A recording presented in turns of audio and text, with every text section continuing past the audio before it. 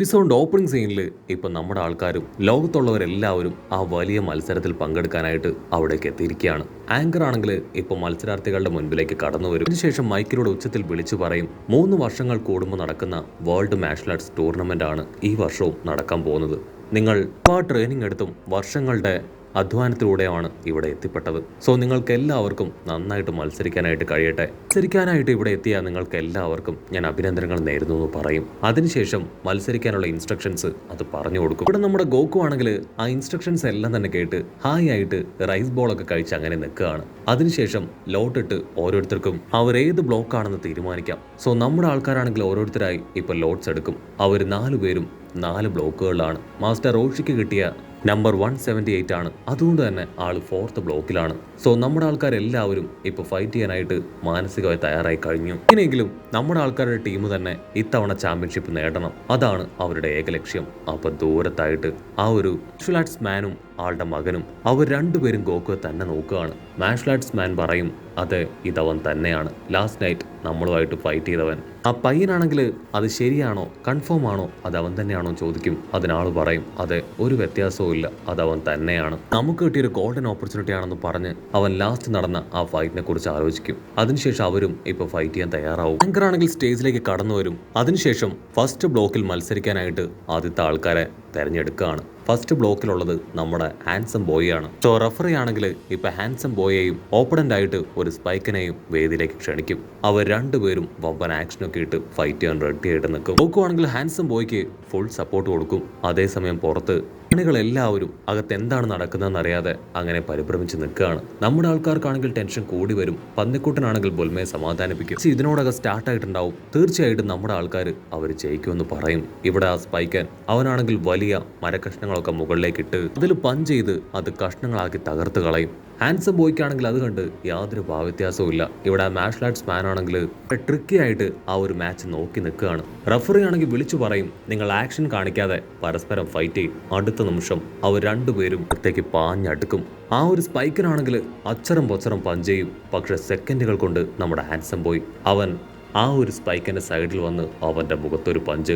ആ ഒരു പഞ്ചിൽ സ്പൈക്കനാണെങ്കിൽ അടിച്ചു വീഴും. ഗോക്കു ആണെങ്കിൽ അത് കണ്ട് ഷോക്കാവും. കാരണം ഹാൻസം ബോയുടെ സ്പീഡും പവറും ഒക്കെ ഇപ്പൊ ഒരുപാട് കൂടിയിരിക്കുകയാണ്. റഫറി ആണെങ്കിൽ 5 വരെ കൗണ്ട് ചെയ്യും. അവനാണെങ്കിൽ യാതൊരു അനക്കവും ഇല്ല. സോ ഫസ്റ്റ് മാച്ചിൽ നമ്മുടെ ഹാൻസം ബോയ് വിൻ ചെയ്തിരിക്കുകയാണ്. ഗോക്കു ആണെങ്കിൽ സന്തോഷത്തിൽ തുള്ളിച്ചാടും. റഫറി ആണെങ്കിൽ ഇപ്പൊ ഹാൻസം ബോയ് അവൻ വിൻ ചെയ്ത് പ്രഖ്യാപിച്ച് അടുത്ത മത്സരത്തിനായി മൊട്ടപ്പന വേദിയിലേക്ക് ക്ഷണിക്കും. ആൾക്കാരാണെങ്കിൽ ബ്ലോക്ക് 2 നടക്കുന്ന മൊട്ടപ്പന്റെ മത്സരം കാണാനായിട്ട് ഓടി അടുക്കുകയാണ്. മൊട്ടപ്പന്റെ ഓപ്പണന്റ് ആയിട്ട് മത്സരിക്കുന്നത് നമ്പർ 63 ആണ്.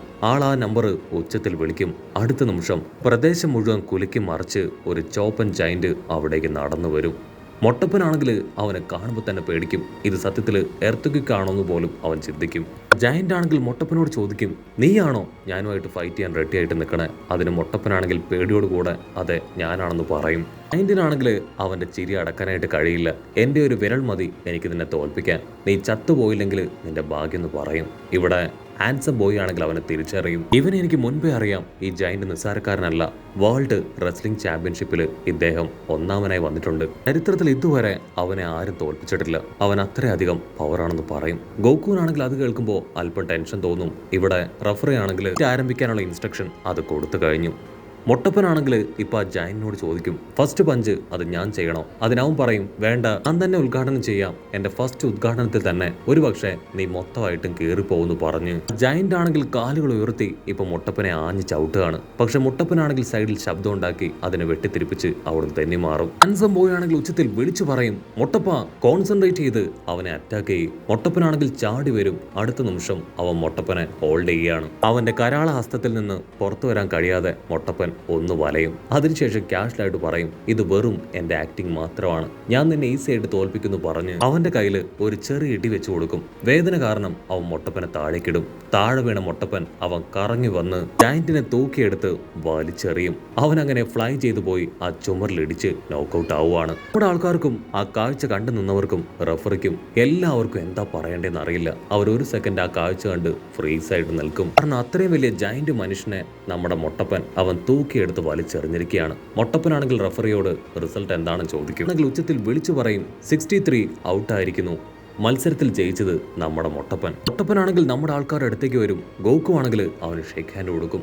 3 വർഷങ്ങൾക്ക് മുൻപ് ഞാൻ നിന്നെ കണ്ടതിൽ വെച്ച് നീ ഇപ്പോൾ ഒരുപാട് വളർന്നിരിക്കുകയാണ്. നിന്റെ സ്ട്രെങ്ത്തും പവറും എല്ലാം 10 മടങ്ങായി. അത് കേട്ട് അവൻ ഹാപ്പി അടിച്ചിരിക്കും. അടുത്ത നിമിഷം ആ ഒരു മാർഷൽ ആർട്സ് മാനും ആളുടെ മകനും രണ്ടുപേരും നമ്മുടെ ആൾക്കാരുടെ അടുത്തേക്ക് കടന്നു വരും. നിങ്ങളുടെ കോൺഫിഡൻസ് അത് ശരിക്കും ഓവർ കോൺഫിഡൻസ് ആണ്. ഈ മത്സരം കഴിയുമ്പോൾ നിങ്ങൾ തീർച്ചയായിട്ടും അത് മനസ്സിലാക്കുമെന്ന് പറഞ്ഞ് അവൻ നമ്മുടെ ആൾക്കാരെ ഇൻസൾട്ട് ചെയ്യും. ഗോക്കു ആണെങ്കിൽ അവനെ അടിമുടിയൊന്ന് നോക്കും. ഗോക്കു ആണെങ്കിൽ ഒരു സെക്കൻഡ് ഇരുത്തിയൊന്ന് ആലോചിക്കും. അപ്പം അവന് പിടികിട്ടും. ഫസ്റ്റ് ടൈം ഉണ്ടായ ആ ഒരു ഫൈറ്റ് ഗോക്കു ഗ്രാമത്തിലേക്ക് പോയതും ഇവർ രണ്ടുപേരും ചേർന്ന് ആ പന്നിയെ അതിനെ ട്രാപ്പ് ചെയ്തതും പിന്നീട് അവർ 3 പേരും ചേർന്ന് പ്ലാൻ ചെയ്ത് എല്ലാം നടത്തിയതാണെന്ന് ഗോക്കു തിരിച്ചറിഞ്ഞതും അവർക്കെതിരെ ഗോക്കു ഫൈറ്റ് ചെയ്തതും അവരാണെങ്കിൽ ആ പന്നിയെ പോലെ ഒറ്റ കൊടുത്ത് അത്രയും വലിയ മരം അത് തകർത്ത് ഗോക്കുവിന്റെ ദേഹത്തിട്ടതും അങ്ങനെ എല്ലാ കാര്യങ്ങളും ഓർമ്മ വരും. ഗോക്കു ആണെങ്കിൽ ആ കാര്യങ്ങളെല്ലാം ഓർത്ത് ഹാൻസം ബോയോടും മൊട്ടപ്പനോടും പറയും, എനിക്കിവരെ നേരത്തെ അറിയാം, ഇവർ വളരെ ബാഡായിട്ടുള്ള ആൾക്കാരാണ്. മാർഷൽ ആർട്സ് മാൻ ആണെങ്കിൽ ഇപ്പൊ നമ്മുടെ ആൾക്കാരെ വെല്ലുവിളിക്കും. നിങ്ങളെപ്പോലെ നുണുങ്ങു പയ്യന്മാർക്കുള്ള ഒരു വേദിയല്ല ഇത്. വർഷങ്ങളായിട്ട് ഞങ്ങളുടെ ആൾക്കാരാണ് ഇവിടെ വിജയിക്കുന്നത്. ഇത്തവണയും വിജയം അത് ഞങ്ങളുടെ തന്നെയായിരിക്കുന്നത് അവർ തീർത്ത് പറയും. ഇവിടെ ആ ചെറിയ പയ്യനാണെങ്കിൽ ഗോക്കുവിനെ നോക്കും. ഗോക്കു ആണെങ്കിൽ മൊട്ടപ്പനെ നോക്കും. മൊട്ടപ്പനാണെങ്കിൽ ആദ്യം അവന്റെ നോട്ടമൊക്കെ കാണുമ്പോൾ അല്പം പേടി തോന്നും. മൊട്ടപ്പനും വമ്പൻ ആറ്റിറ്റ്യൂഡൊക്കെ കൊടുത്ത് അവനെ തോർപ്പിച്ച് നോക്കും. അടുത്ത നിമിഷം അവൻ കോക്കറി കാണിക്കുകയാണ്. മൊട്ടപ്പനാണെങ്കിൽ എന്താ പറയേണ്ടതെന്ന് അറിയില്ല. ഉടനെ ആ മാർഷൽ ആർട്സ് മാൻ ആണെങ്കിൽ ആളുടെ മകനെ കൺട്രോൾ ചെയ്യും. നീ ഒരു കാരണവശാലും അവരെ കളിയാക്കാൻ പാടില്ല. ഇവരെ നമുക്ക് ആവശ്യമുണ്ട്. നമ്മുടെ റിവഞ്ച് അത് ഇതുവരെ കഴിഞ്ഞിട്ടില്ല എന്ന് പറയും. അത് കേട്ട് ഹാൻസം ബോയ്ക്കാണെങ്കിൽ അതൊട്ടും ഇഷ്ടാവില്ല. ഓക്കെ, ഞങ്ങൾ ഫൈറ്റ് ചെയ്യാൻ തയ്യാറാണ്. ഇതിൽ വെച്ച് ഫൈറ്റ് ചെയ്ത് നമ്മളിൽ ആരാണ് പവർഫുൾ എന്ന് നമുക്ക് തീരുമാനിക്കാമെന്ന് പറഞ്ഞ് അവർ പരസ്പരം ചലഞ്ച് ചെയ്യും. അപ്പോഴായിരിക്കും മാസ്റ്റർ റോഷി അവിടെ കടന്നു വരിക. ആണെങ്കിൽ ഇപ്പൊ ജാക്കി ചാന്റെ ഗെറ്റപ്പിലായതുകൊണ്ട് തന്നെ അവർക്കത് മാസ്റ്റർ റോഷിയാണെന്ന് തിരിച്ചറിയാൻ കഴിയില്ല. ജാക്കി ചാൻ ആണെങ്കിൽ അവരോട് രണ്ടുപേരോടും ഇവിടെ വെച്ച് വാഗ്വാദം നടത്താൻ പാടില്ല എന്ന് പറയും.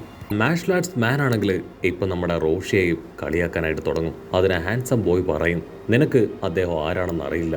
ലാസ്റ്റ് ടൈം ചാമ്പ്യൻഷിപ്പിൽ വിജയിച്ച ഒരു ചാമ്പ്യനാണ് അദ്ദേഹം. അദ്ദേഹത്തിന്റെ പവറിന് മുൻപിൽ നീ ഒന്നുമല്ല. പിന്നെ ആ മാർഷൽ ആർട്സ് മാൻ ആണെങ്കിൽ ഇപ്പൊ നമ്മുടെ മാസ്റ്റർ റോഷിയെയും വെല്ലുവിളിച്ച് അവിടുന്ന് കടന്നു പോകും. കട്ട് ചെയ്ത ഇവിടെ ബുൽമയ്ക്കാണെങ്കിൽ ഒരുപാട് ദേഷ്യവും ക്ഷമവും ഒക്കെ തോന്നുകയാണ്. ഒന്നാമത്തെ കാര്യം, അവർക്ക് ആ മാച്ച് അത് കാണാനായിട്ട് കഴിയുന്നില്ല. രണ്ടാമത്തെ കാര്യം, അത്രയും നേരവും അവരോടൊപ്പം ഉണ്ടായിരുന്ന മാസ്റ്റർ റോഷി ആളിപ്പോൾ മിസ്സിംഗ് ആണ്. എവിടെ പോയെന്നറിയാതെ അവരെല്ലാവരും ടെൻസ്ഡ് ആവും. അപ്പോഴായിരിക്കും ആ മാർഷൽ ആർട്സ് മാന്റെ ഹെഡ് ആളവിടേക്ക് വരിക. ആളാണെങ്കിൽ ചോദിക്കും, നിന്റെ മാസ്റ്റർ റോഷി അദ്ദേഹം എവിടെ പോയി? ഒരുപാട് നേരമായി ഞാനും അദ്ദേഹത്തെ അന്വേഷിക്കുന്നു. എനിക്ക് തോന്നുന്നത് മത്സരിക്കാൻ വന്ന പവർഫുൾ ആയിട്ടുള്ള ആൾക്കാരെ കണ്ട് അവൻ പേടിച്ചോടിയെന്നാണ്. അവൻ പണ്ട് മുതലേ എനിക്കൊരു ഇരയല്ല എന്ന് പറഞ്ഞ് മാസ്റ്ററിനെ കളിയാക്കും. ബൊൽമയ്ക്കാണെങ്കിൽ ഇത് കേട്ട് ദേഷ്യം കൂടി അവൾ ചാടി എഴുന്നേറ്റ് ഇപ്പൊ ആളോട് ദേഷ്യപ്പെടാനായിട്ട് തുടങ്ങും. ഉടനെ ആളാണെങ്കിൽ നൈസായിട്ട് നമ്മുടെ ലോഞ്ച് പെണ്ണിനെ ഒന്ന് നോക്കും. അവളുടെ സീക്രട്ട് പാർട്ടിലേക്ക് തന്നെ കണ്ണങ്ങനെ സൂം ചെയ്ത് കൊണ്ടുവന്ന് അവളെ വിളിക്കും. അടുത്ത നിമിഷം അവൾ ടെററായി കണ്ണു തുറക്കുകയാണ്. അവളാണെങ്കിൽ ഗണ്ണെടുത്ത് ഇപ്പൊ അപ്പാപ്പനെ അറഞ്ച പുറഞ്ഞ് ഷൂട്ട് ചെയ്യാണ്. പക്ഷെ അപ്പാപ്പൻ വളരെ പവർഫുൾ ആണ്. അവളുടെ ബുള്ളറ്റ്സ് എല്ലാം തന്നെ ഈസി ആയിട്ട് ആയിട്ട് ആള് ക്യാച്ച് ചെയ്യും. ഇത് തീർച്ചയായിട്ടും നിങ്ങളുടെ ക്യാപ്റ്റൻ റോഷിക്ക് ഗിഫ്റ്റായി കൊടുത്തേക്കെന്ന് പറഞ്ഞ് ആ ബുള്ളറ്റ്സ് വലിച്ചെറിഞ്ഞ് അവിടുന്ന് കടന്നു പോകും. കട്ട് ചെയ്ത ഇവിടെ അടുത്ത മാച്ച് സ്റ്റാർട്ട് ചെയ്തിരിക്കുകയാണ്. അടുത്ത മാച്ചിന് ഇറങ്ങുന്നത് മാർഷൽ ആർട്സ് മാൻ ആണ്. അവനാണെങ്കിൽ അവന്റെ ഡ്രസ്സൊക്കെ വലിച്ചെറിഞ്ഞ് ഫൈറ്റ് ചെയ്യാൻ തയ്യാറായിട്ട് നിൽക്കും. നമ്മുടെ ആൾക്കാർ എല്ലാവരും പുച്ഛത്തോടു കൂടെ അവനെ നോക്കും. പക്ഷെ ഗോക്കു ആണെങ്കിൽ മൊട്ടപ്പനോടും ഹാൻസം ബോയോടും പറയും, നമ്മൾ കരുതും പോലെയല്ല, അവൻ വളരെ പവർഫുൾ ആണ്, അവന് നന്നായിട്ട് ഫൈറ്റ് ചെയ്യാൻ അറിയാം. അങ്ങനെ എല്ലാവരും അവൻ ഓപ്പോസിറ്റ് മത്സരിക്കാൻ വരുന്നവന് വേണ്ടി വെയിറ്റ് ചെയ്ത് നിൽക്കുകയാണ്. അപ്പോഴായിരിക്കും മറ്റൊരു ജയന്റ് അവിടേക്ക് കടന്നു വരിക. അവന്റെ രൂപമൊക്കെ കണ്ട് ഒരു മൊട്ടപ്പൻ അവനെ കളിയാക്കും. അത് കേട്ട് കൺട്രോൾ പോയി അവനാണെങ്കിൽ ആ മൊട്ടപ്പന്റെ അടുത്തേക്ക് വരും. അവൻ കൈ ചുരുട്ടി അവന്റെ വയറിൽ ആഞ്ഞടിക്കും. അതിനാ ജയന്റ് അവന്റെ കൈ പിടിച്ച് വലിച്ച് മുഖത്തൊരൊറ്റ പഞ്ച്. ആ ഒരു പഞ്ചില് അവൻ തെറിച്ചു പോയി ചുമരിൽ ആഞ്ഞടിക്കുകയാണ്. ആ റഫറി ആണെങ്കിൽ മാച്ച് സ്റ്റാർട്ടായെന്ന് പറയും. ഉടനെ ജയന്റ് ആണെങ്കിൽ ഇപ്പൊ മാർഷൽ ആർട്സ് മാന്റെ അടുത്തേക്ക് അവനെ അറ്റാക്ക് ചെയ്യാൻ ഓടി അടുക്കും. അവനാണെങ്കിൽ പ്രത്യേകിച്ച് യാതൊരു ഭാവവ്യത്യാസവും ഇല്ലാതെ ഇപ്പൊ ഒരു വമ്പൻ ആക്ഷൻ ഇടുകയാണ്. അവന് ചുറ്റും ഒരുപാട് പവറുകൾ അങ്ങനെ ക്രിയേറ്റ് ആവും. ആ ജയന്റ് ആണെങ്കിൽ ഓടി ക്ലോസ് തന്നെ താമസം അവൻ കാലുമടക്കി ഒരു കിക്ക് കൊടുക്കും. ആ ഒരു കിക്കില് ഇപ്പൊ ആ ജയന്റ് അവൻ ഫ്ലാറ്റ് ആവും. നമ്മുടെ ആൾക്കാരടക്കം അവിടെയുള്ളവരെല്ലാവരും ഞെട്ടലോടുകൂടെ അവന്റെ ആ ഒരു പഞ്ച് അത് ശ്രദ്ധിച്ച് കാണുകയാണ്. അവൻ നിസ്സാരക്കാരനല്ല എന്ന് ഇപ്പൊ എല്ലാവരും ഉറപ്പിക്കും. അടുത്ത മാച്ച് അത് ഗോക്കുവിൻ്റെതാണ്. ഗോക്കു വാമപ്പൊക്കെ ചെയ്ത് ഇപ്പൊ ഫൈറ്റ് ചെയ്യാൻ സ്റ്റേജിലേക്ക് കയറി കഴിഞ്ഞു. അവന്റെ ഓപ്പോസിറ്റ് ഒരു ജിമ്മൻ വളരെ ഡീസന്റ് ആയിട്ട് മത്സരിക്കാനായിട്ട് കയറി നിൽക്കുകയാണ്. മാസ്റ്റർ റോഷി ആണെങ്കിൽ ആളെ കാണുമ്പോൾ തന്നെ പറയും, അത് കിങ് ചാബയാണ്. വർഷങ്ങൾക്ക് മുൻപ് ഈ വേൾഡ് ചാമ്പ്യൻഷിപ്പിൽ ഒരുപാട് പേരെ തോൽപ്പിച്ച് ചാമ്പ്യനായി മാറിയ റിയൽ ചാബ. അദ്ദേഹം ശരിക്കും ഗോക്കുവിന് കോക്കുവിന് ഒരു കോമ്പറ്റീറ്റർ തന്നെയാണ്. അത് കേട്ട് ഹാൻസം ബോയ് അവൻ ഷോക്കാവും. അങ്ങനെ നമ്മുടെ കിങ് ചാവയും കോക്കുവും അവർ രണ്ടുപേരും ഫൈറ്റ് ചെയ്യാൻ പരസ്പരം ഫേസ് ടു ഫേസ് നോക്കി നിൽക്കുന്നതോട് കൂടെ ഈ ഒരു എപ്പിസോഡും അവസാനിക്കുന്നു.